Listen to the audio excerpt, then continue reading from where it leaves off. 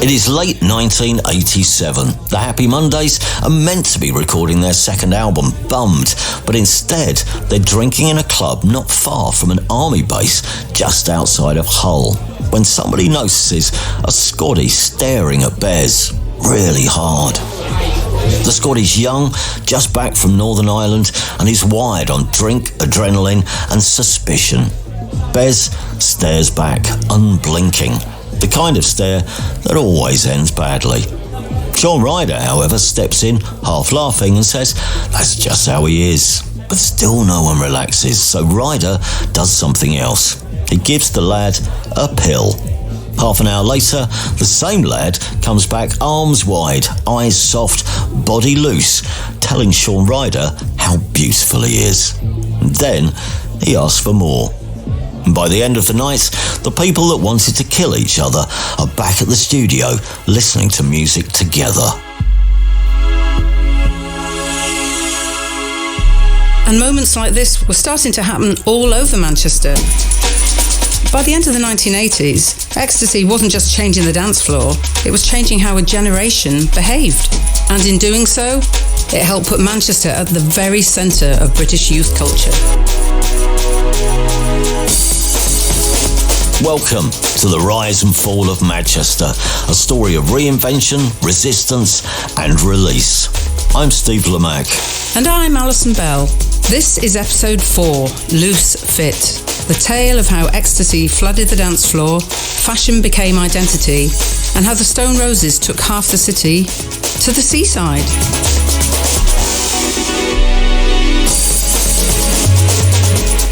The bass is already in the walls. Sweat gathers on the ceilings. In dark rooms, over long nights, people are losing themselves in the rhythm, sharing each other's high. Ecstasy had brought rooms like this closer together and made the city united. By the end of the 80s, Manchester was having a party, and with the music sorted, the look followed. And Manchester developed a very familiar silhouette. Today they're donning flares again around the back streets of the northwest. Tomorrow the world might catch on.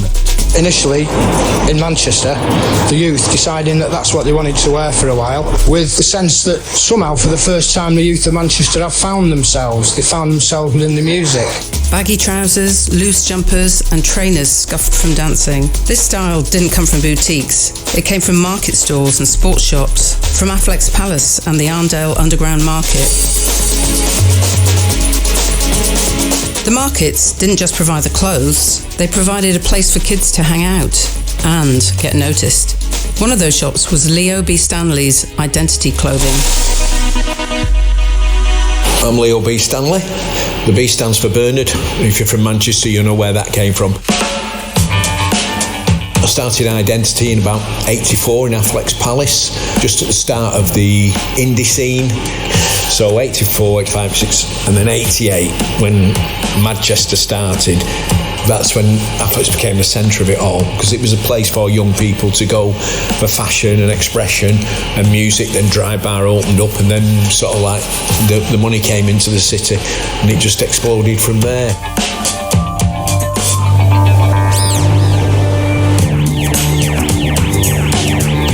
When you went to a rave, they're usually sweltering hot.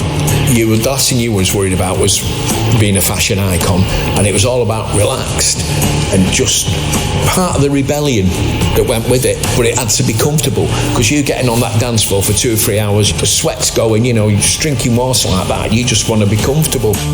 By 1989, while Manchester had developed its own style, James were quietly getting on with their work. They'd already released 2 albums, toured with both the Roses and the Mondays, and regularly played at the Hacienda. They were always around with James, and yet, till now, they were slightly on the outside of what was happening in Manchester. What helped keep them afloat, however, was a very fashionable t-shirt.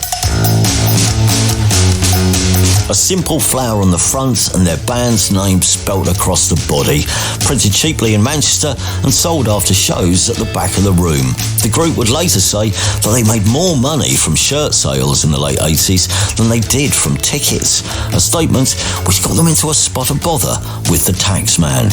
It was our downfall at one point because I did an interview with the NME and I said, you know, we've sold thousands of T-shirts. And the interviewer wrote, we've sold millions of T-shirts. And the tax man read it. And they audited us for maybe 5 years. And it was hell. And we were nearly bankrupt from that because they were convinced we sold millions of T-shirts. It was a press mistake. One band went a step further, turning their whole image into a cotton industry. Here's Clint Boone from the Inspiral Carpets. We did a gig in Manchester University, probably around 88, I would guess, and the entire foyer was taken up by our merchandise setup, and it was like a marketplace, and there's something like 20 different designs on 3 or 4 different sizes in a variation of colours, and then mugs, frisbees, balloons. But yeah, in the early days, we were a cottage industry, and the only way we could finance this mad music and this mad sort of lifestyle that we had was merchandise, really. The Happy Mondays drifted out of a smoke haze, loose-limbed and smiling sideways, conjuring up a groove that sounded like nothing else in the city.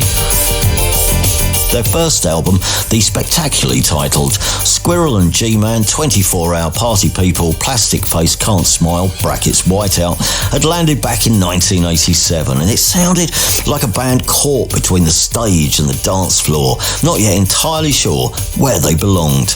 They'd spent years inside the Hacienda, in the corners scanning the dance floor and getting up to mischief.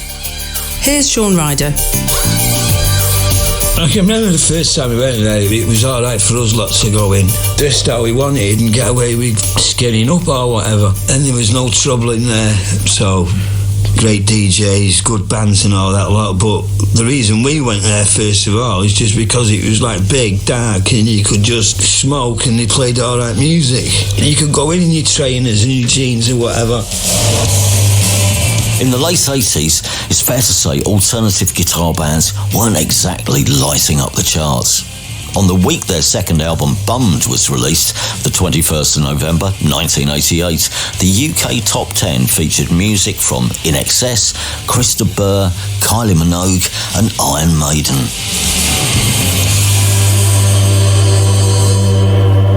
In comparison, Bummed was a million miles away from the sound of the mainstream. But it was the sound of a restless Manchester, and by their own admission, it was an album written and recorded almost entirely on ecstasy. Pills every day, hundreds of them, enough that someone had to drive back to Manchester mid-recording session to pick up some more. It was consequently an album that rewrote the rule book. Because back in 1988, indie bands did not do remixes. But, inspired by the music coming out of the Hacienda and the records Mike Pickering was playing, the Happy Mondays were looking for something that could light up a dance floor. So they handed their track, Rope for Luck, to Paul Oakenfold, a DJ rooted in club culture. And in doing so, they quietly redrew the indie map. While the Mondays were pulling indie music apart from the inside, setting its course for the next decade, the Stone Roses were doing something more traditional, gigging relentlessly and honing their songs, but were largely ignored. They had no chart presence and no mainstream recognition. In fact, the week Bummed was released, the Roses played a 40-minute set to a quite small audience at the International too. Hello, we're the Stone Roses from Manchester, England. What's significant, though, is that set featured landmark tracks like Waterfall, This Is the One, Sally Cinnamon, She Bangs the Drums, and I Want to Be Adored. I was just telling my son the other day that we wrote I Want to Be Adored in 20 minutes, and he didn't believe me. Here's Ian Brown. I was like, yeah, mate, we wrote it in 20 minutes in a little break. John picked the bass up and he did boom, boom, boom, boom, boom, boom, boom. And I just sort of sung it all out, all in one go. Don't know where it came from, just sung it all out in one go. And then what you hear now, you know, he took away and he worked his guitar out, but the basic bones of that we did in 20 minutes in 85. So I saw the Stone Roses twice around this point. Once just before the album came out and once just after. The first time was at Brunel University in Uxbridge, where the Roses were good that night, but the thing, they didn't have a lot to work off because, as I remember it, the audience were a very sort of traditional indie band audience who just stood watching the group. There was hardly anyone. I think there was about 8 people dancing at the front. The venue was about 2/3 full. So at one point I remember just walking through the crowd right to the front where I was standing about, 4 or 5 feet away from Ian Brown. But it was a good gig, but not a shade on. After the album came out, they played at the ICA in London, which was a gig which I reviewed for the New Musical Express where I was working at the time. And I had to go, even though there was a tube and bus strike in London and no one knew how they were getting home, but everyone seemed to be there, and it was a sign, I think, that London had finally caught up with Manchester. But I wrote this review. I found the review actually, which is in the NME, which is dated the 27th of May 1989. It's got Tanita Tikaram on the front, but just picking out 1 or 2 lines, looking at the set, it says here the songs: Waterfall, Cascading, Shining, I Want to Be Adored, Plaintive, Pulverizing, Made of Stone, Massive, Irresistible. These are songs that are going to last. And then this is also interesting. After that Uxbridge gig in London, it says here, I wrote here, down the front it's chaos, bouncing bodies sweating like a workout in a furnace. Vocalist Ian Brown, the unlikeliest hero of the year, has the crowd falling over themselves to get his attention. He skulks around looking mischievous, a wee bit aloof, while the band shimmy through 35 stylish minutes and into the final letting loose instrumental climax. They hack down their instruments and amble off, leaving the encore shouts to rise and fall unrequited. They are what favourite bands are all about. So this was the gig that really capitalised on the release of the album, because having finally put out this debut record, it was clear they wanted it to sound like Manchester felt, confident and unavoidable. Put my life into that album. You know, half them songs are written in 85, 86. You know, This Is the One, Made of Stone, Waterfall. They're the big tunes on there, and they were all done in 86, which was 3 years before it hit the shops. Lyrically, I really love it. It's like a call to arms, lyrically. No, I love it. I'm really happy about that album. I think it is a great guitar album. The press was positive, but it wasn't an instant hit. It entered the charts at number 32. But what broke the Roses, what elevated them, wasn't initially radio or TV or even some of the press. It was the people of Manchester and the people who'd already bought into them. It's the 12th of August 1989 and coaches line the street. Not official ones, but ones hired by mates and mates of mates and mates of those mates. The only element of organisation is that someone has taped a handwritten sign onto the windscreen. It says, Blackpool. People climb aboard carrying plastic bags full of cans, and everyone, it seems, is in a bucket hat.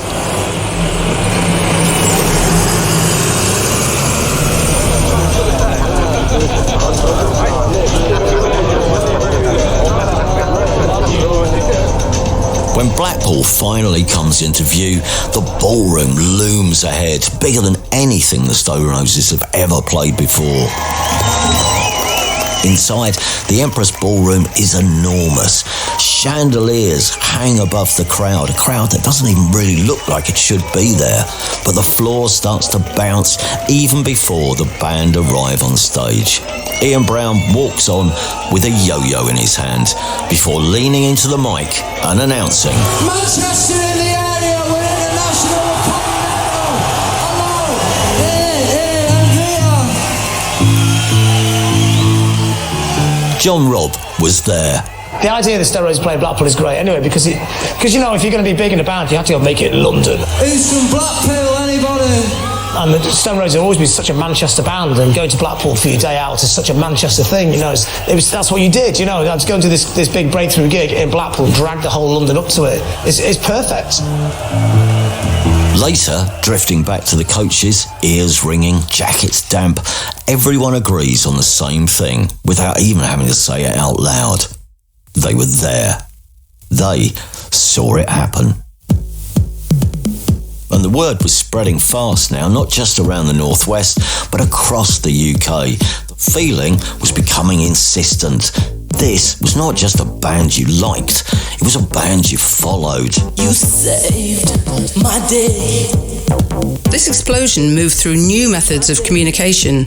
Photocopied flyers, taped to lampposts and slipped into pockets. Through pirate radio stations crackling late at night, broadcasting from tower blocks. You saved my day. Through fanzines like Freaky Dancing, which was handed out in the Hacienda queue and left on bar tops. Or mine and Sarah Champion's very own fanzine called Scam. Club culture had slipped its leash. Acid house and ecstasy had collapsed old boundaries, and raves started to seep out of the cities into car parks, schoolyards, bus shelters, and anywhere young people gathered after dark.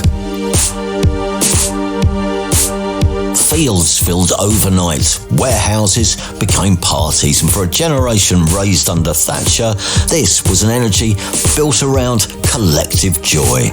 Mike Pickering. The first Summer of Love and the second Summer of Love, 88 and 89, were absolutely wonderful because no one knew about it. It was a secret society. No one knew we were taking ecstasy. No one had heard of it. I did a rave after the Hacienda called Sweat It Out, which was in the arches underneath Piccadilly Station, an illegal rave. And the police came about 8 o'clock in the morning, but we were stood trying to explain to these policemen, we're going, look, no one's been drinking, look, it's just all, and we were sweeping up and it was all water, and because people didn't drink once they started taking ecstasy. They were like, oh yeah, we can see that. And I said, and Tony Wilson from Granada Reports has been here, he came last night. And I went, oh really? What was he doing here? I said, well, he just came to see the night, he liked it. And they're like, all right, take your stuff and don't do it again. And it was all okay. Hundreds of young people are gathering for the latest craze, an acid house party in a disused warehouse. Coaches will take them to a destination which has deliberately been kept secret to evade the police. The drug ecstasy has opened a new generation gap. For the under-25s, E is the love drug, essential to the current dance scene. Here's designer Leo Stanley. When the purest E's were out, football violence finished, there was no aggravation, you know, your worst enemy was saying, hey, do you want one? You know, peace and love. And then, as the decade was coming to an end, the Happy Mondays released the Madchester Rave On EP. The phrase was said to be coined by video directors, the Bailey brothers, but it was Tony Wilson who grasped how it summed up the cultural moment. And so the EP title was changed from Manchester Rave On to Madchester Rave On. And love it or hate it, the word stuck. By the autumn of 1989, the Stone Roses were in a strange position. Their debut album had barely made a dent. Even the supportive NME had described it as being merely quite good. But shows like Blackpool had proved there was something happening. They were already being celebrated in the Northwest, but as the autumn arrived, more and more journalists from the influential music weeklies were starting to rave about the band too, especially after a gig where a number of London-based journalists had travelled to Manchester to see them and had returned to the capital converted. The band then spent October touring Europe and Japan before returning in November to greet their destiny. In the course of just 7 days, their career and the course of British music would change completely. Alexandra Palace was where British television began, and from 1936 onwards, the aerial that towered over the building became the symbol of the BBC's new service. Vision and sound are on. The station goes on the air. Alexandra Palace is not a scrappy London club. It is vast and venerable and feels like a coronation. On Saturday, the 18th of November, the Roses swaggered on stage there to play to over 7,000 adoring fans. It was the moment when everyone realised the same thing. Something irreversible was happening here. They arrived as baggy princes. They walked off as kings. Then just 3 days later, an unforgettable TV moment ramped up their infamy another notch.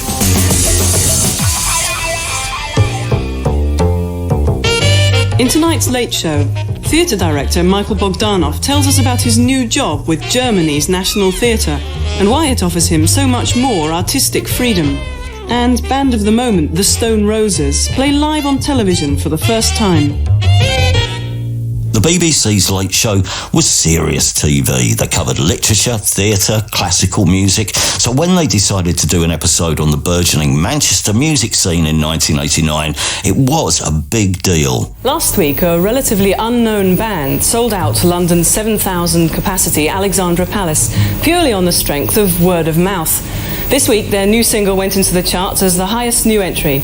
Seemingly, Manchester's Stone Roses have overnight made the leap from promising cult band to the hottest musical phenomenon of the moment.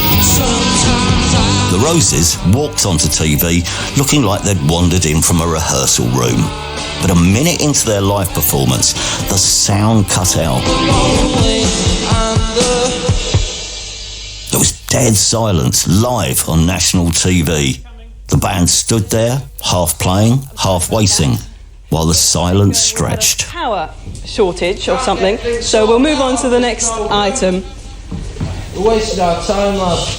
Before Ian Brown sort it out in a minute. broke it. Amateurs! He has already agreed. All this on the BBC on live telly, a piece of history which perfectly encapsulated the Roses' attitude, an attitude which resonated among young people all over the country. Amateurs, weren't they? We rehearsed it through it 3-4 times, it was good. Then we go on the air live and they can't get it together. Overloads, cuts out of order. We went there to play our songs. And they couldn't get it together. We were annoyed because we wasted a night. We could have done something else. Could have washed my hair. And if that wasn't enough, just 2 days after that, they were back on TV on Top of the Pops, sharing the programme with the Happy Mondays and bringing Madchester into living rooms across the UK. 3 watershed appearances in just 7 days. A week where it all fell into place. The album, The Stone Roses, quietly released back in May, was now unavoidable. It re-entered the top 40 and was later named Album of the Year by the writers of the New Musical Express.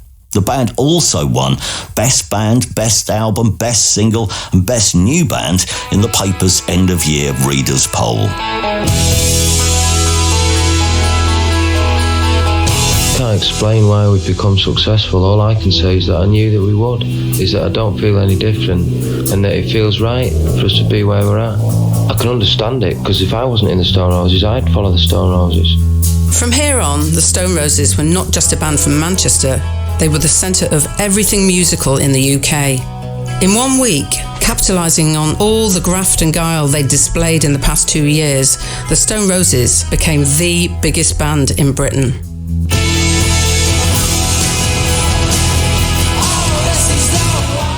And suddenly, it felt like Manchester was everywhere. In the charts, on television, and on the dance floor. But in 1990, the sound of Manchester was about to turn up somewhere no one expected. In the next episode of The Rise and Fall of Madchester, Thatcher falls, riots break out across the country, and New Order find themselves in the studio with the England football squad, trying to record an official song for the World Cup. There's just one problem. Someone has to do the rap. To hold and give, but you're at the right time. You can be slow or fast, but you must get to the line. They'll always hit you and hurt you, defend and attack. There's only one way to beat them, get them round their back. In 1990, the England football team tried to make a pop record. The squad were recording with New Order, a band who, as we heard in episode 1, began life in the shadow of punk and now find themselves at the centre of the pop mainstream, writing the official England World Cup song. There's just one problem. Someone has to do the rap. And the first person to give it a go was Paul Gascoigne. You've got to hold and give, but do it at the right time. You can be slow or fast, but you must get to the line. They'll always hit you and hurt you, defend and attack. There's only one way to beat them, get round the back. By 1990, Manchester's music scene was no longer just shaping clubs and dance floors, it was turning up everywhere. Welcome to the rise and fall of Madchester. I'm Alison Bell. And I'm Steve Lamacq. This is episode 5, World in Motion. The story of how, in 1990, politics, rave, football and pop culture collided and Manchester suddenly felt everywhere all at once. 1990 did not begin quietly. There's been a huge anti-poll tax rally at Trafalgar Square in London. The organisers claim more than 150,000 people took part in what they're describing as one of the biggest demonstrations against the poll tax. On the 31st of March, London burned. Thousands took to the streets, voicing their opposition to the Conservatives' poll tax. There were scores of protests against it, but none as big as the riots in the capital. The headlines this evening: prisoners riot at a Manchester jail. Whilst the cameras were fixed on London, though, there was more disquiet further north. The same weekend, Strangeways Prison in Manchester erupted. At least 32 people have been injured. 100 protest on the roof. Others take over the main cell block. What began as a small disturbance became a full-scale uprising, with prisoners climbing onto the roof, guards locked out and smoke billowing all over the city. I remember watching it from my office in 23 New Mount Street. Up to 50 prisoners forced their way onto the roof and began tearing up the tiles. They'd smashed in windows in the centre of the prison, and many of the inmates were wearing prison officers' uniforms or hats. At the same time, a record for Manchester was climbing the charts.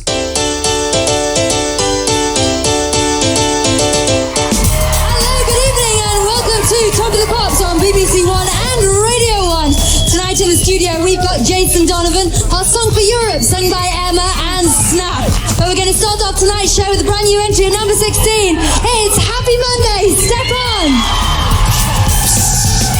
The Happy Mondays released Step On that very week.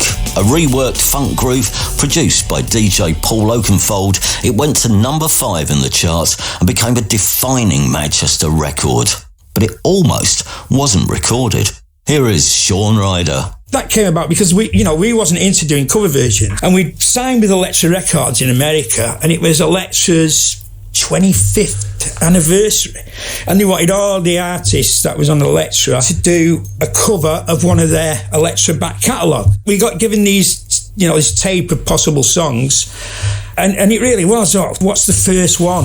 We'll get this out of the way, whatever it was. And it was something like the second or third one on the tape was John Conger's Step On. And we thought, right, we'll have that one.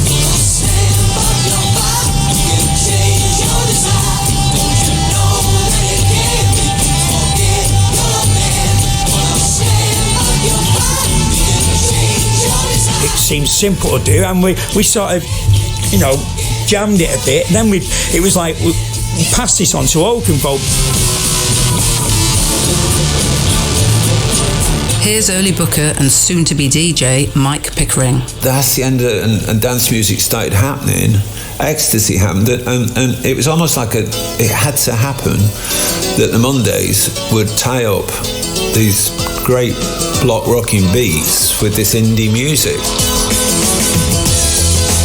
get Paul Oakenfold and Steve Osborne to produce it was like, it was a marriage made in heaven. That it just worked. Whilst the country watched the riots and prison fires on the news, Step On became the soundtrack to a generation who were forming their own new set of rules and attitudes. As the establishment wobbled, a whole new landscape was being formed around the sounds and ideas that had been forged in Manchester. In less than 3 years, rave music has established itself as one of the most startling and controversial musical fashions for many years. In 1990, warehouse parties were heaving. The crowds were getting even bigger, and a new chemical confidence was pushing young Britain somewhere unfamiliar.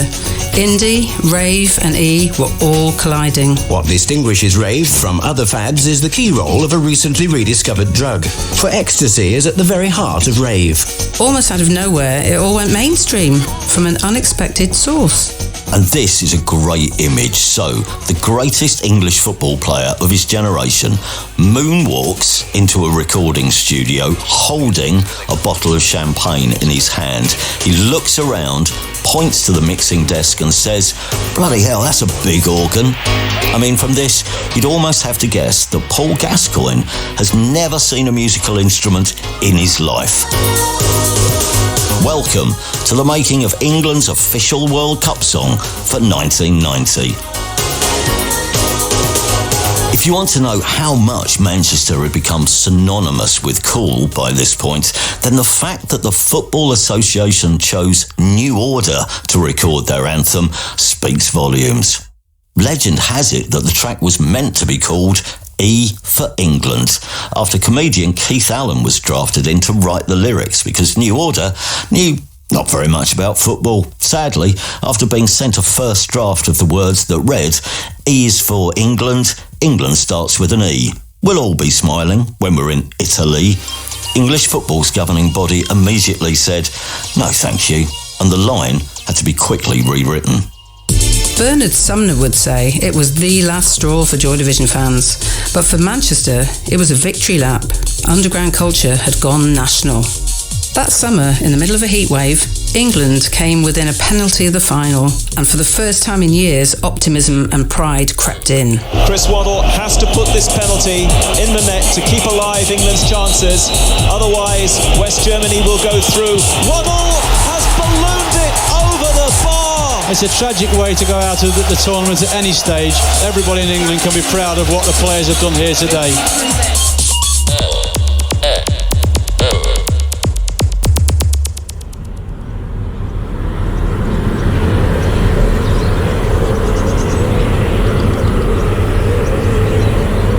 It's Friday the 22nd of June, and while England's players are in Italy, the coach transporting the Happy Mondays to their headline slot at the Glastonbury Festival has just reversed into a sign, smashing the back window. They are lost amongst the windy lanes to Worthy Farm. This is a band who aren't even on site yet, but already their day is descending into disarray. The Mondays arrived at Glastonbury 1990 as the most exciting and dangerous band in the country. Not dangerous by design, just a bit feral. In tow were over 1,000 of their mates, and with only a handful of official guest passes, the band proceeded to set up a printer backstage to get everyone access. "We took all our friends," Bez later told the NME. "The backstage area was like inner city Manchester because everybody had a AAA backstage pass that we'd printed." When the festival returned in 92, the site was encircled by a new security fence. But Madchester wasn't to be contained.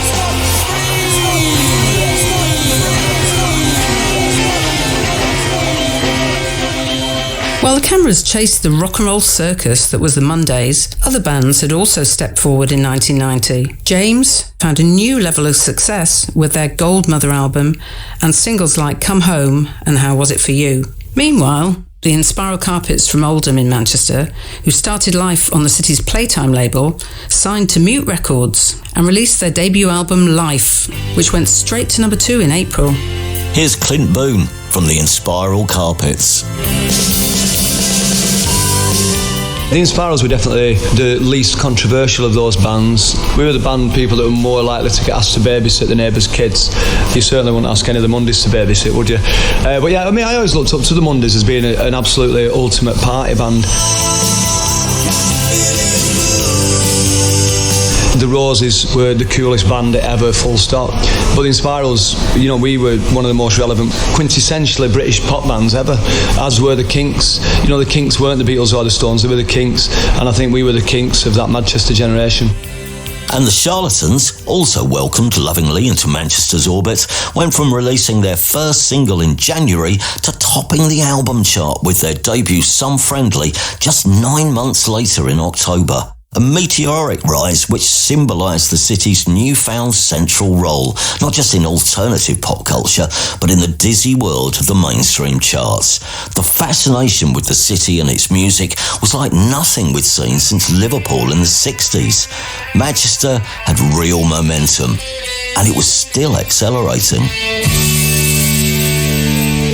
Of course, with all this interest and potential money to be made, it was no surprise that the industry was desperate to cash in. For instance, the Stone Roses' Sally Cinnamon had entered the chart in January 1990, which was a bit of a surprise to the band. Because without consent, their former label decided to exploit the group's notoriety by reissuing an early version of the track. To the Roses, this felt like a hand reaching into their past to profit from their present. And so the band responded, not with lawyers, but with a visit to their old label's offices, armed with some blue and white paint. Litres of it. Steve Alison was their getaway driver and takes up the story. The band were travelling down to Rockfield to record a B-side for something. They just said to me, turn off at Penn, Wolverhampton. We'd already stopped at Normandy and picked up supplies and paint. He foolishly opened the door and let them in. They were just like monkeys on acid, covered the entire place in about 3 minutes. But then got a bit carried away on the way out, smashed a couple of cars up and threw a bird table in it, and then we carried on to Rockfield, where I was covered in paint, the car was covered in paint, they were covered in paint. The old Bill arrived in the morning, asked me which is my car, I go, that one there, covered in paint, and they go, what were you doing last night? I go, I've got nothing to say to you, no comment. So they arrested us all, took us back to Wolverhampton. But the paint attack didn't stall their momentum. Instead, it sharpened their myth. What links this to the Mondays at Glastonbury is instinct. The Mondays and the Roses were just doing what the city had always done, looking after itself, fighting when it felt cornered. And in 1990, that instinct finally had a national stage.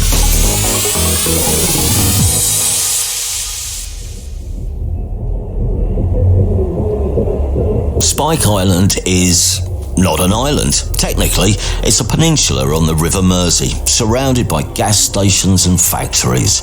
But that didn't stop tens of thousands of people arriving early for what was to be the biggest gathering of the Madchester era.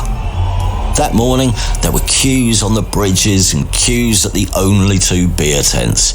The sound system struggled to cope when the wind blew up, and everyone, it seemed, was in a bucket hat or flares, or both. The Stone Roses at Spike Island was Madchester at scale. Yet the gig almost didn't happen. The night before, the stage crew was still owed £30,000, and they threatened to pull down the stage in the morning if they weren't paid. On top of this, the crew complained about weird blisters apparently caused by the chemicals being pumped out of the adjacent factories. But when the band finally appeared on stage at 8:45 p.m. on the 27th of May 1990, the animated masses sang and danced. It felt exultant. Here's how Manny recalls the day. What that day was for me was started about 9:30 in the morning, got knocked up out of bed off my brother and his mates all wanting the tickets, and me, I was left pacing around in my own flat till 8 in the evening when we got picked up. I thought it was alright, you know, could have been better. Some technical crap was going on. I think the wind was blowing in the wrong direction and the sound was going over there when the audience was over there or something mad like that. What are you doing? Later, reviews would argue if it really was that historic or simply shambolic. Here's Ian Brown. As the crowd jumped up 30,000 while we were on there, it was on the sand and there was a lot of dust. It's like a massive dust cloud, giant dust cloud. You couldn't actually see anyone for about 3 or 4 minutes until the first song was finished because of the dust. Kicking up the dust, 30,000 heads. That's what I remember, yeah. But Spike Island became memorable because of the atmosphere and emotions of the day. As the fireworks lit the sky, people drifted away, dehydrated and dazed, but certain that they'd witnessed, once the dust had cleared, something very important. This was the peak, the moment when bodies from all across the country coalesced because they had to be there. I was at Spike Island and it really was an incredible day, an incredible event. It seemed to take ages to get there, I remember that. And it didn't seem to matter that the sound was a bit iffy. I think it paved the way for so many other big music events like Nebworth, for example. In the group that I was in, there were a lot of us hanging out together, a lot of people from Mute Records. I was with the Inspiral Carpets and Noel Gallagher, and I wouldn't be surprised if that inspired Noel at some stage. It was a really, really special event, and that's why people talk about it now, I guess. At 29 minutes past 9, Mrs. Thatcher emerged from the home and office she's occupied for the past 11 and a half years. With her husband at her side, she stepped forward to make her last public speech as Prime Minister. Ladies and gentlemen, we're leaving Downing Street for the last time after 11 and a half wonderful years, and we're very happy. By the time Thatcher stepped down in November, the mood in the country had already shifted. 1990 felt like a victory.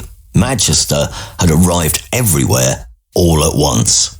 The Stone Roses were the biggest band in the country, and ecstasy, fashion, football, indie guitar culture and dance music had all apparently intertwined. That same month, the Happy Mondays released Pills and Thrills and Bellyaches, an album soaked in chemical confidence. Underground culture had gone national, and the dance floor had broken through. The city that had been ignored for a decade was now setting the tone. But it had arrived without a plan, and a scene built on euphoria and vibes can't keep moving forward forever. Spike Island was the moment Madchester reached its peak, big enough to be seen by everyone and too big to hold it all together. In the next episode of The Rise and Fall of Madchester, as the fireworks faded over Spike Island, the come down was already in motion. Contracts, cash, expectation, addiction. The next chapter of this story doesn't happen in a warehouse or a ballroom. It starts with the Happy Mondays on a beach under a Caribbean sky. What could possibly go wrong? This programme contains strong language, adult themes and references to drugs.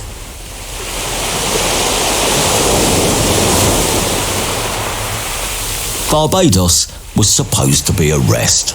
Blue skies, golden sands, a studio by the sea. Distance from Manchester and temptation. And crucially, no heroin. That was the plan anyway. But the Happy Mondays Caribbean getaway was cursed from the start. At Manchester Airport, Sean Ryder dropped his glass of methadone, the replacement drug that kept him clean. Of all the people to remember this story, it's Bez. The idea was to go somewhere where there was no gear. He threw his bag on the floor at the airport and the whole lot went, you know what I mean? So by the time we got to Barbados, he didn't have his safety net. It is early 1992 and the Happy Mondays have been flown halfway around the world by Factory Records to make their next album.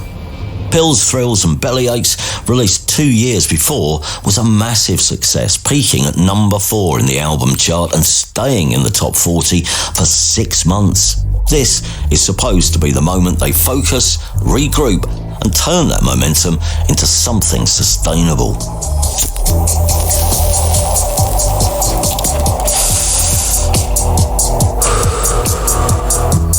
Inside the studio, the air is thick, not with ideas, but with smoke.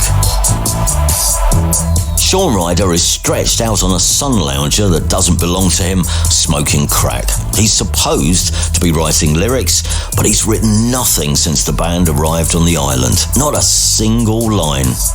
Later on, somebody realises that the sun lounger has gone missing. It turns out it's been sold for drugs.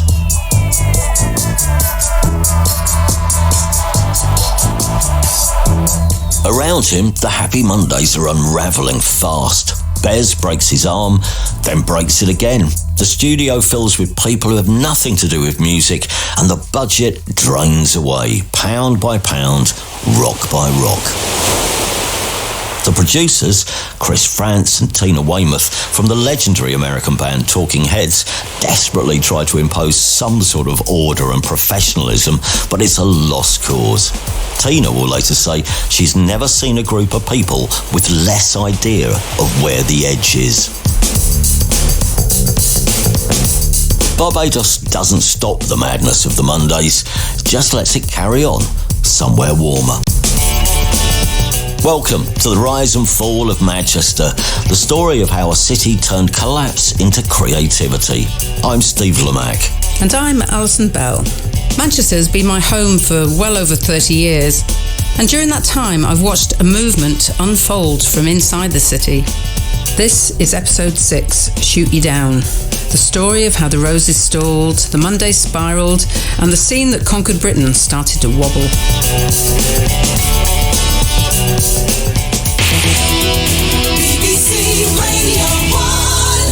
Manchester is in.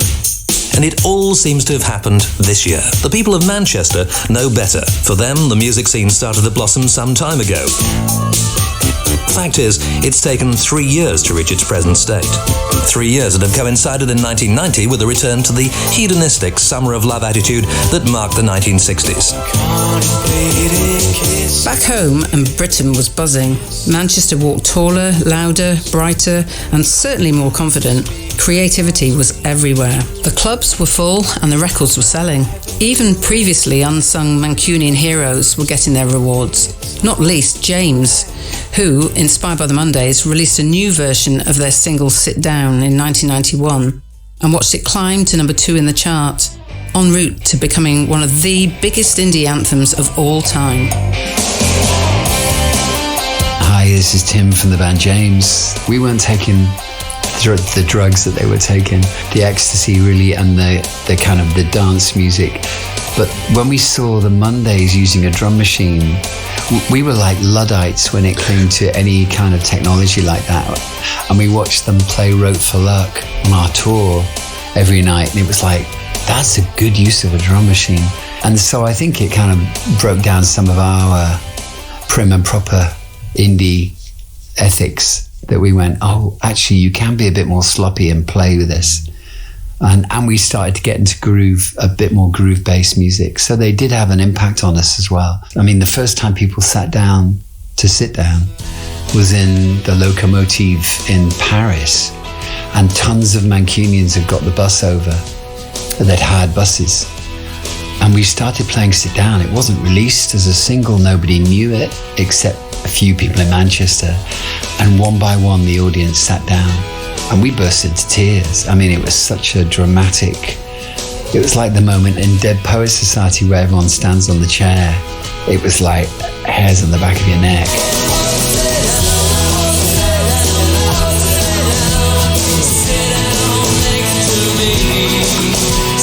So we had this incredible connection to our audiences that was quite intimate and probably more gentle than most of the cooler Manchester bands, because they were cooler than us, you know, the Mondays and the Roses.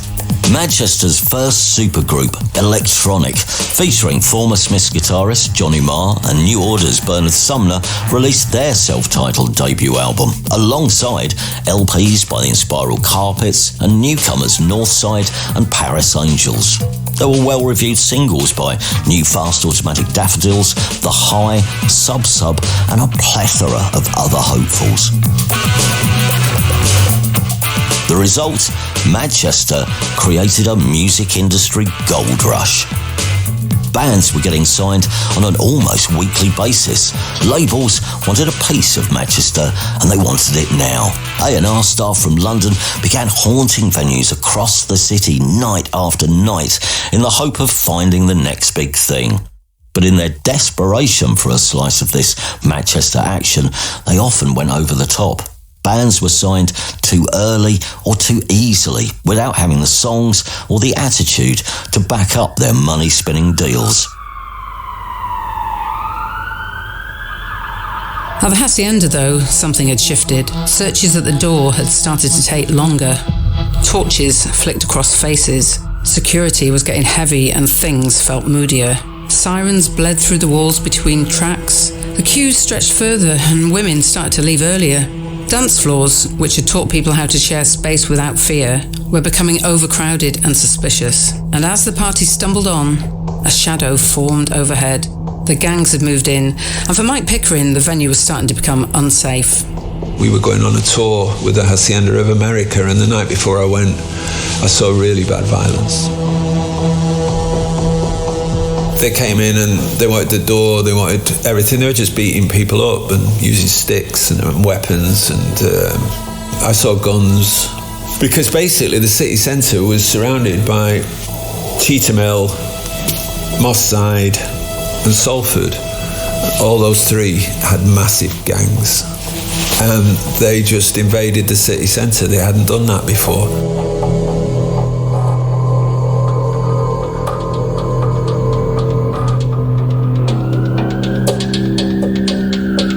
Later, shots were fired in the foyer, and a doorman was threatened with a machine gun. Then 16-year-old Claire Layton collapsed on the dance floor after taking ecstasy. She sadly died soon after, becoming the first widely reported ecstasy-related death. All of a sudden, the Sun and all those papers have got this evil new drug plastered across the front, and everything changed. Acid House is a music craze, and the parties are named after it. But increasingly, they've come to be associated with drugs, and in particular, the designer drug ecstasy.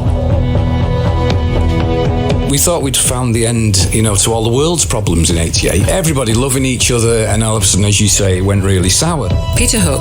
I think that maybe it just lulled you into a false sense of security, but the thing that broke my heart was that you couldn't guarantee anyone's safety.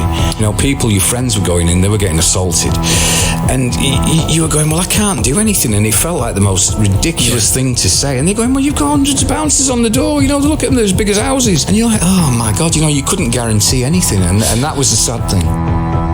It is with the greatest reluctance that for the moment we're turning the lights out on what is, for us, a most important place. That's Tony Wilson holding a press conference in the Hacienda announcing the temporary closure of the venue. The statement was short and direct, but it came after months of controversy. We're forced into taking this drastic action in order to protect our employees, our members, and all our clients. We are quite simply sick and tired of dealing with instances of personal violence. The Hacienda would reopen a few months later with stricter controls, more security, and less trust. Nights that had run on good faith were now monitored, logged, and sometimes even shut down. The club that had helped teach the city how to dance was now reminding it to be careful. The idea that everyone in the room was on the same side was open to question. For Mike Pickering, it was already over. We had a birthday party, I think it was probably the 11th birthday, and I'd already said to them, I'm leaving, I can't take this violence anymore, and David Morales said to me, why are you leaving? It's a great club. And obviously he was from New York. He played downstairs and I played him. I got a knife pulled on me when I opened the door, and he got a bottle thrown at him and it hit him on the head, and as we're leaving he went, I get it, I understand. And I left that night, and I never set foot in the club ever again. Alongside this, as new city centre flats began to rise around Whitworth Street, different kind of complaints started landing on Angela Matthews' desk. Not about drugs or gangs, but about noise. Residential apartment blocks were getting built, and what was coming next was we would have to soundproof the whole building. Well, it was non-negotiable. That wasn't going to happen. On any given night, if house music was on, you would turn into the top of Whitworth Street West, and then even as far as halfway down the road, so it's a long road, halfway down the road, you could feel that beat and you just hear that pounding. And so, of course, as soon as the first block was built, we'd start getting the complaints. I have actually been called to the door of the Hacienda when it's open. There's somebody here, sort of in a dressing gown and that. They're saying that they can hear the music, and now we've got a queue here of like all the people, and then we've got somebody in their dressing gown. It's a weird thing to see. And so the decision was taken that, at some point, we are going to have to close.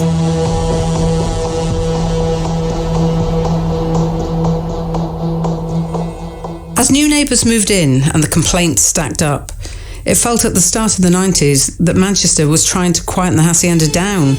But having survived this long, the club was still fighting back. And inside the building, something was beginning, something louder that proved the Hacienda still had the ability to build community on the dance floor. By 91, the Hacienda was in a bit of a spiral. I remember having breakfast with Tony Wilson saying, I tell you what, I've got the answer. If we do a gay night, the gangsters won't come and we'll get a much more interesting crowd. We can rekindle this party. The Flesh Night at the Hacienda, set up by Paul Cons and Lucy Sher, was a phenomenal success, especially considering it ran on a Wednesday night. People travelled from all over the UK and beyond just to be there, and it quickly became one of the biggest gay nights in Europe. It wasn't just a club night, it was a movement and a moment in nightlife history. Here's Paul Cons. I think for Manchester it was really groundbreaking. This idea of Queer Up North totally reinvented Manchester, so it kind of gave it that doorway into being a gay city, not just a kind of post-industrial white working class city, but a gay city. As the Hacienda attempted to stay loud and keep the music playing, the loudest band in the country had fallen silent. The room is quiet, but it doesn't feel calm. On the table are letters, contracts and copies of contracts. A photocopier hums outside the door, its rhythm incessant and foreboding. After the debut album, after Spike Island, after the moment Madchester felt unstoppable, the Stone Roses did not go back on the road. They did not go back into the studio. Instead, they disappeared under a pile of paperwork. The Roses, by now, were the most talked about band in Britain, and the big American label Geffen Records wanted to sign them. But Silvertone, their UK label, refused to release the band from their contracts and took out an injunction. The arguments that followed were slow, technical and relentless. Lawyers debated clauses, percentages, definitions of ownership. At one point, it even emerged that the contract that the band had signed covered not just the world, but also the solar system and all the realms yet undiscovered.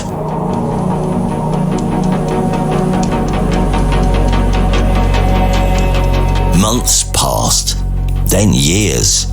There were no new Roses records, no singles, just rumours, arguments, and lots of waiting. We found out that we were getting robbed blind off the management from uncovering some stuff there when we uncovered naughtiness at the record label. And, why these people don't just play fair with you? There's a certain amount of cutting off of noses to spite faces, And it was just horrible. Being injuncted so as we couldn't write, record. When our lawyer came to us and said, you realise that if they don't release the album in America, you can actually be held on the contract in perpetuity, like forever. If they don't release it in America, the sub-clauses mean that you're contracted forever. And we're like, not really into that. And actually at court, they even brought up old slavery laws. How much of a man do you own? Do you own his ideas, If a man's got creative ideas, do the company own those ideas? And they were getting deep that way in the actual court case, from laws and from 17 whenever. At that time, if we didn't get released from the contract by the judge, we were looking at forevermore just playing live shows and maybe giving new stuff out on bootlegs at our own shows and maybe never releasing any more songs. Outside this stuffy grey room, Manchester kept moving, but didn't seem to know in what direction it was going. The city needed its figureheads, but the Roses were trapped, not by lack of ideas, but by administration. The excitement and innovation that once drove them forward had been replaced by meetings and delays and frustration. And at the same time, across the Atlantic, another counterculture was gaining pace. For everything that Seattle has come to symbolize about the Great Northwest, add one more. It is, for better or worse, the birthplace of grunge. In September 1991, Nirvana released Nevermind. It was loud and furious and angst-ridden and about as far removed from the groove and colour of Manchester as it was possible to be. It was a record which rejected dance floors and replaced the happy-go-lucky ecstasy groove with DIY punk guitars and raw emotion. If Madchester was about the communal party, grunge was the unifying voice of the isolated. The great irony, though, was that Nevermind, this new juggernaut of a rock record, one which threatened to completely overshadow what was happening in the UK, was released by Geffen, the very label still hell-bent on signing the Roses. But there was nothing that could be done. The Roses were handcuffed to a court case, while the Mondays were going into meltdown in Barbados, dragging their label down with them. By 1992, Factory Records was running on fumes. The bills had stacked up and the Hacienda, once their golden goose, was bleeding money as security costs rose and bar sales fell as ravers on E opted for water over beer. Factory's famous 50-50 split with its artists had always been an ideal rather than a business plan. But a 50-50 split only works when there's something left to split. Now people wanted paying. New Order were not business-minded, but they were committed to the club, to Factory, and to their staff. For as long as they could, they kept the lights on. Peter Hook. We started the Hacienda in the same way we started the band. We knew nothing about it. We made loads of mistakes. And unfortunately, when you get involved in business, it costs a lot of money. And the mistakes have been very, very expensive. Exhausted and fractious, New Order were forced back into the studio to save the Hacienda. The result was Republic, an album that kept the club afloat but helped tear the band apart in the process. Once again, obligation to Tony Wilson and to the idea of Factory itself came at a personal cost. And for Bernard Sumner, he was by this point done with the whole thing. His Factory Records boss, Tony Wilson. Some hysterical meeting, I kind of go, come on guys, come on, it's been so wonderful, let's be honest. If there was a button and you could press it and the Hacienda would never have existed, come on, what would you do? And Barney leans forward and goes, show me the fucking button. That's the price of love. Can you feel it? Factory only went wrong when it came into contact with the real world. We lived in this Shangri-La of creativity. At a certain point at the time, they had to come down from Shangri-La and go to the bank. And when that happened, that's when it went tits up. Somewhere quiet in Manchester, Shaun Ryder, having survived Barbados, is sitting on the master tapes for the Happy Mondays new album, Yes Please. The record's finally done. Started in the Caribbean, finished in Blighty, and wildly over budget. The album is the last thing Factory has to sell. But Shaun needs money, and in a panic and with little leverage, he's refusing to hand the tapes over. Welcome to Shaun Ryder's Last Stand. No tapes meant no release. No release, that means no income. And no income would mean the end for Factory Records. For weeks, everyone at the label waited. And eventually, they made a final offer.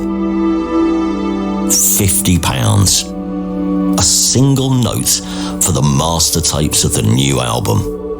Shaun Ryder handed over the tapes, took the money, and spent it all almost immediately. I mean, again, look, we was a bunch, 1 minute, we're a bunch of mates and young lads having a bit of fun, and the next thing, got lots of front covers, and we're doing TV programmes and, and playing lots of shows, and, it's... you're on a treadmill for a while. Yeah. And now being young and everything, so everyone sort of started having disagreements, as you do. Here's Bez. I know that album got slagged, but to me it could have been one of the greatest Mondays albums ever at the time. The future was there for all to see, and everyone missed out and nobody recognises that, you know what I mean? Yes Please was released in September 92. It split the Mondays and it bankrupted Factory Records. And wherever you place the blame for that, I don't think there was one grand villain, because, in all honesty, Factory was an ambitious but flawed work of genius, a triumph of artistic self-belief, a symbol of how bold and anti-establishment Manchester could be, and the world would forever be a poorer place without it. The Mondays, meanwhile, had been a joyride that had inevitably spun off the road. Their infamy had taken them to Barbados and Brazil and anywhere the sun was hotter and the rules felt looser. What had started in those dark rooms off Whitworth Street had travelled half the world, and the excess had travelled with it. And Sean Ryder, the man at the wheel, wasn't about to take his foot off the pedal, in any respect. In the next episode of The Rise and Fall of Madchester, Factory on its knees, the Mondays broken, and the band who once carried the city on their shoulders were about to discover that momentum is a fragile thing. Next time, we leave Manchester and follow the Stone Roses to a hillside in America. Does Madchester really end with a man falling off his bike?